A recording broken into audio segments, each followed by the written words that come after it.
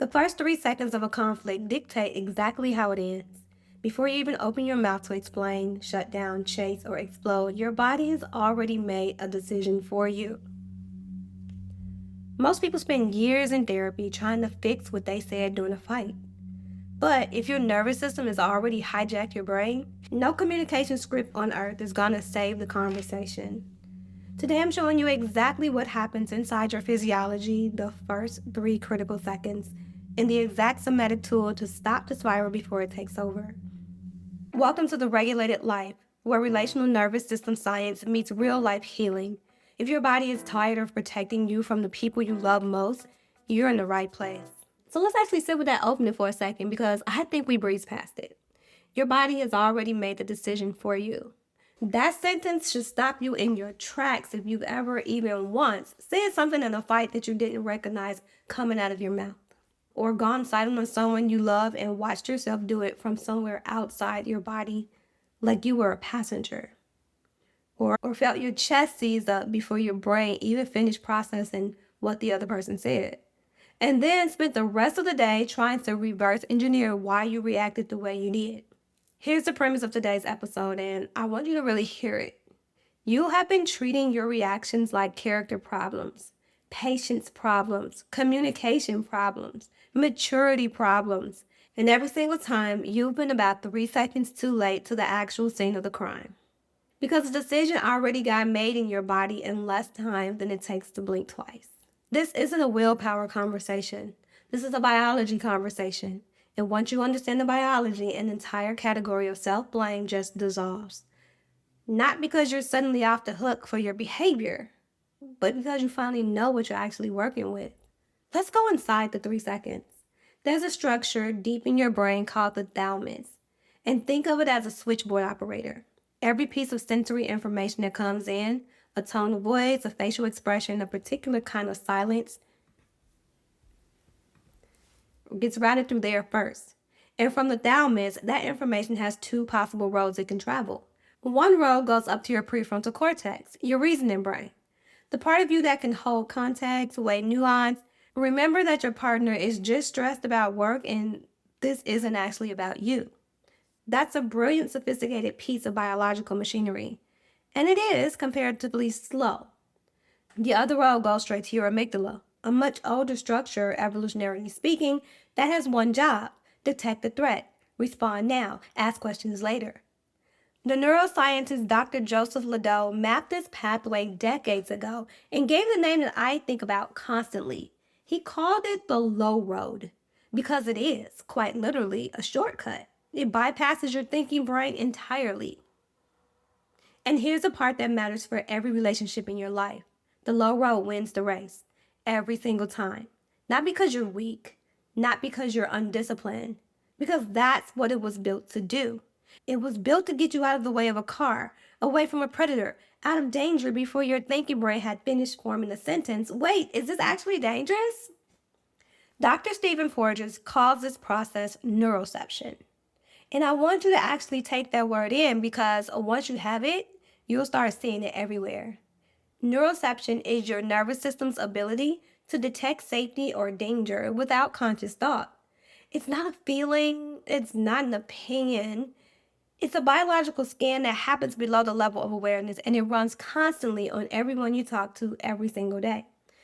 So when your partner's voice gets just slightly clipped, when a colleague's email reads a little colder than usual, when your teenager goes quiet at dinner instead of talkative, your neuroception doesn't wait for your permission to react. It just renders a verdict, threat, or safe. And your body starts moving before your mind has cast a single vote. This is why Just Calm Down has never once worked on a single human being in the history of conflict. You cannot logic your way past a system that, by design, doesn't consult logic until after it's already acted. Now here's where it gets specific, because your body's 3-second response isn't random. It's patterned. We call these patterns Sentry Archetypes. 6 protective strategies a nervous system builds based on what it learned somewhere along the way that connection was going to cost. And I want to walk you through what these actually look like in the first 3 seconds because I think you'll recognize at least one of them in yourself before I finish this sentence. There's a body that braces, spine straightens, jaw sets, words get clipped and precise.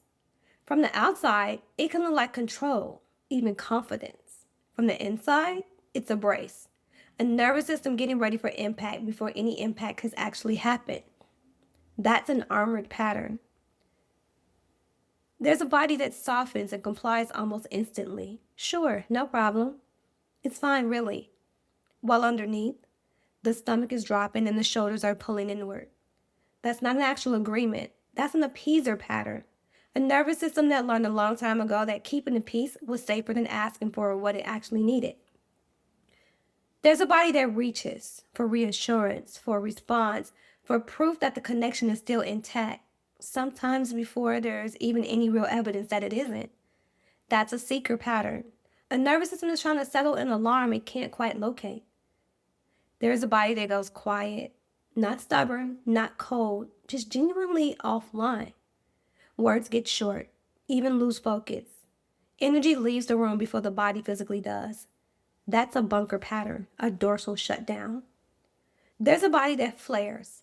The voice rises, the words come fast, and the air in the room suddenly feels charged. That's a storm pattern. A sympathetic flood discharging the threat signal it can't mobilize quietly. And there's the body that goes somewhere flatter, further away than even the bunker. Almost absent, almost numb. That's a hollow pattern, the deepest version of the freeze response. 6 different bodies, 6 different jobs, all of them, every single one, trying to do the exact same thing. Protect you from something that, once upon a time, was genuinely dangerous to feel. And here's what I want you to really let land. None of these are personality traits. They're not even emotional responses, technically. They're somatic responses, built the way any motor pattern gets built, through repetition. The same way the pianist's fingers find the keys without conscious thought after enough practice. Your nervous system has practiced this for years, maybe decades. It's not a flaw. That's mastery of the wrong skill. This is also exactly why you can know intellectually, completely, that your partner isn't actually a threat and still find your body bracing like they are. Knowledge lives on the high road. Your reaction happened on the low road. They're not even in the same building. Can we talk for a second about how cruel the standard advice actually is once you understand the biology? Just don't react. Count to 10. Take the high road. All that advice is aimed at a brain that has, by the time you need that advice, already gone offline. You're being told to use a tool that isn't currently plugged in. This is especially brutal for high-functioning, high-achieving adults because you spent your whole life solving problems by thinking harder, working smarter, outperforming the obstacle. And then you hit a moment where your throat closes or your jaw locks or your voice goes flat. And your first interpretation is moral.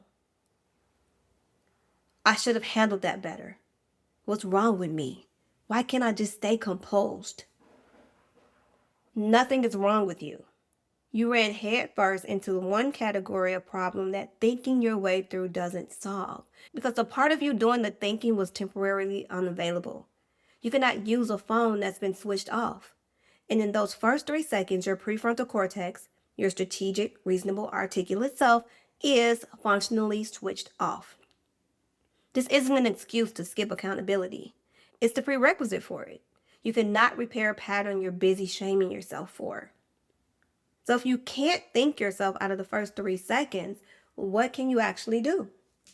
You can interrupt it somatically because the fastest route back online runs through your body, not your mind. And the 2 fastest access points are your eyes and your jaw, both of them wired directly into your vagus nerve, the primary highway of your parasympathetic nervous system, the part of you that's responsible for calm, for safety, for stand down. The moment you feel the lock, chest, jaw, throat, whatever your particular signature is, soften your gaze and widen it. Stop staring at the source of threat. Let your peripheral vision open out to the edges of the room. This single shift tells the nervous system you are not, in fact, cornered. Then your jaw. Let it hang open just slightly. Nobody needs to see this. It doesn't have to be dramatic. Just enough that your back teeth come apart. And exhale slowly while you do it. That's it. Eyes wide, jaw loose, slow exhale. It takes less time to do it than it took me to explain it. And it's the fastest physical pathway I know of back to a thinking brain that can actually choose its next move instead of running an old script. I'm going to give you a full guided version of this exact move, and 3 more like it, one a day, all week. Because the concept you only hear about on a Monday rarely survives contact with an actual Tuesday afternoon. The eyes and the jaw tool I just described in full with the script you can actually use in real time.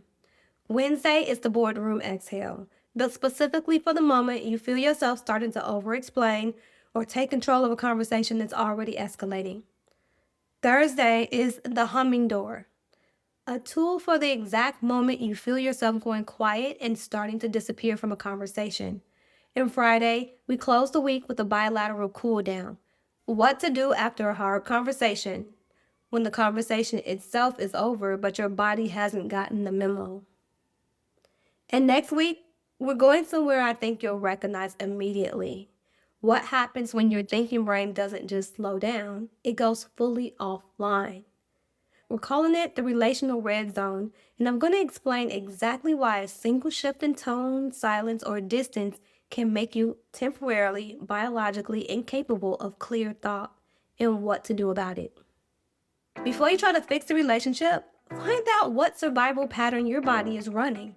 Take the relational nervous system quiz at mind-fusion.com/quiz. And if this episode helped your body exhale even 1 inch, share it with someone who is still calling their survival pattern a personality flaw. I'll see you tomorrow.